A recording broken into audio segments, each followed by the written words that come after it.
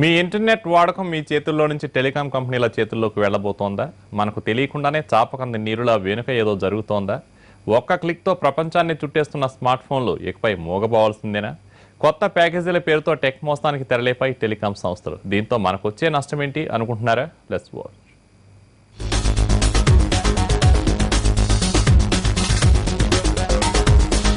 కొత్త ప్యాకేజీల పేరుతో ఇంటర్నెట్ వినియోగాన్ని నియంత్రించే పనిలో పడ్డాయి టెలికాం కంపెనీలు. వాట్సాప్, స్కైప్ వంటి ఓటీటీ సేవలపై అదనంగా రుసుము విధించాలన్న ప్రతిపాదనలు తెస్తున్నాయి.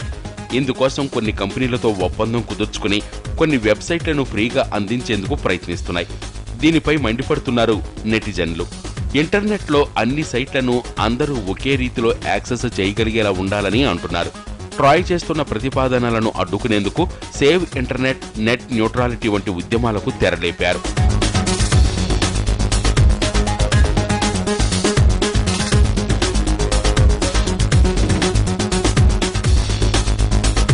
ఉదాహరణకు మీరు వొడాఫోన్ ఆపరేటర్ అనుకోండి.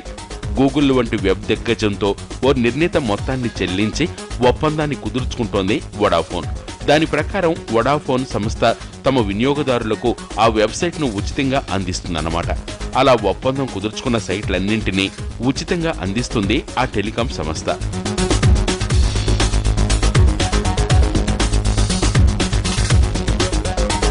ఇందులో ఏముంది, అంతా ఫ్రీనే కదా అనుకుంటున్నారా? ఇది పైకి కనిపించే ఓ కోణం.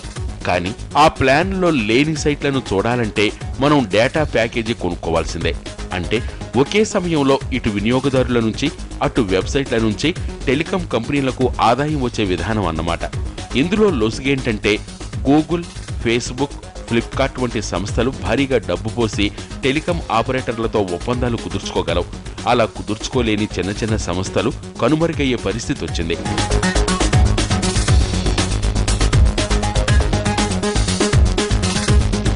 ఫ్రీ సర్వీసులతో సరిపెట్టుకునేవారు డేటా ప్యాకేజీ కొనుగోలు చేయకపోవడం వల్ల వాటికి నష్టం వాటిల్లుతుంది. వాట్సాప్, స్కైప్, వైబర్ లాంటి వాయిస్ కాలింగ్ సేవలు అందించే ఓవర్ ది టాప్ సర్వీసెస్ ఇప్పుడు మరింత ప్రియమవనున్నాయి. టెలికాం ఆపరేటర్ల టెక్ మోసాలకు అడ్డుకట్ట వేసే ఉద్యమానికి తెరలేపారు నెటిజన్లు. అదే నెట్ న్యూట్రాలిటీ.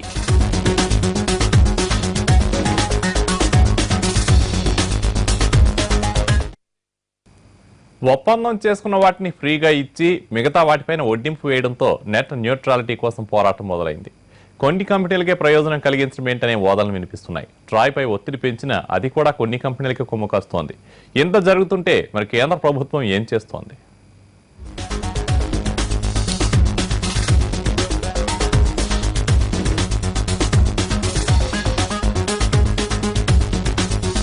ఇంటర్నెట్లో కొన్ని బిలియన్ల వెబ్ పేజీలు, ఇతర విలువ ఆధారిత సేవలు, యాప్స్ అందుబాటులో ఉంటాయి.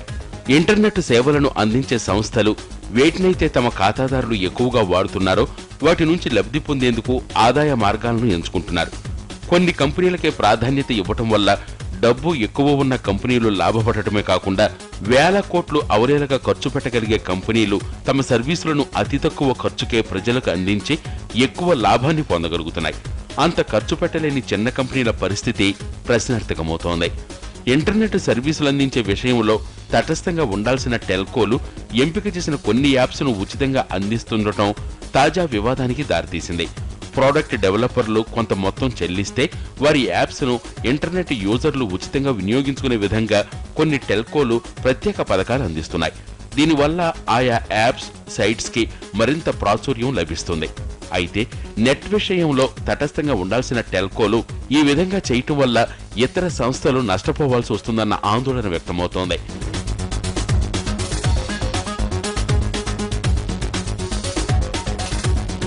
టెలికాం కంపెనీల కొత్త ప్రతిపాదనలపై telecom regulatory authorities of India ఓ పబ్లిక్ ఒపీనియన్ కూడా ఏర్పాటు చేసింది.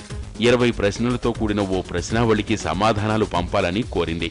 అయితే నెట్ వినియోగంలో న్యూట్రాలిటీ పాటించాలని డిమాండ్ చేస్తూ టెలికాం కంపెనీల ప్రతిపాదనలను వెనక్కి తీసుకోవాలని కోరుతూ నెటిజనులు లక్షల మెయిల్స్ పంపినప్పటికీ ఫలితం లేకుండా పోయింది. ట్రాయ్ కూడా టెలికాం కంపెనీలతో కుమ్మక్కయిందన్నది కొందరి వాదన.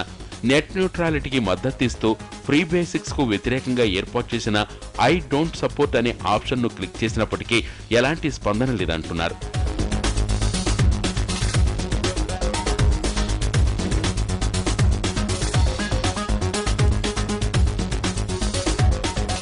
టెలికాం కంపెనీలు మాత్రం నష్టాల నుంచి తేరుకునేందుకే ఎలాంటి ప్రణాళికలు చేస్తున్నామంటున్నాయి.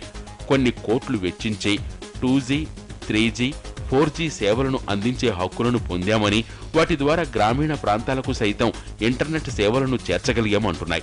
అయితే ఫేస్బుక్, వాట్సాప్, స్కైప్, వైబర్ వంటి అప్లికేషన్లు రోజుకొకటి పుట్టుకొచ్చి మేం కోట్లు వెచ్చించి కొని ఇస్తున్న సేవలను అవి ఉచితంగా ఇస్తున్నాయని, తమ సేవలను వినియోగదారులు వాడుకోవటం లేదంటున్నాయి. తమ ఆదాయానికి గండి కొడుతున్నాయి అంటున్నాయి.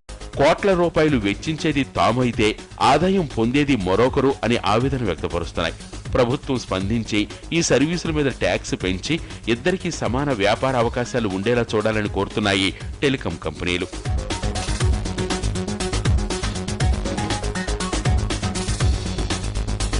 పక్షపాత రహితంగా అందరికీ ఇంటర్నెట్ అందుబాటులో ఉండాలన్న నెట్ న్యూట్రాలిటీ అంశంపై కేంద్ర ప్రభుత్వం దృష్టి సారించింది. దీన్ని అధ్యయనం చేసేందుకు నిపుణుల కమిటీని కూడా ఏర్పాటు చేశారు టెలికాం మంత్రి రవిశంకర్ ప్రసాద్.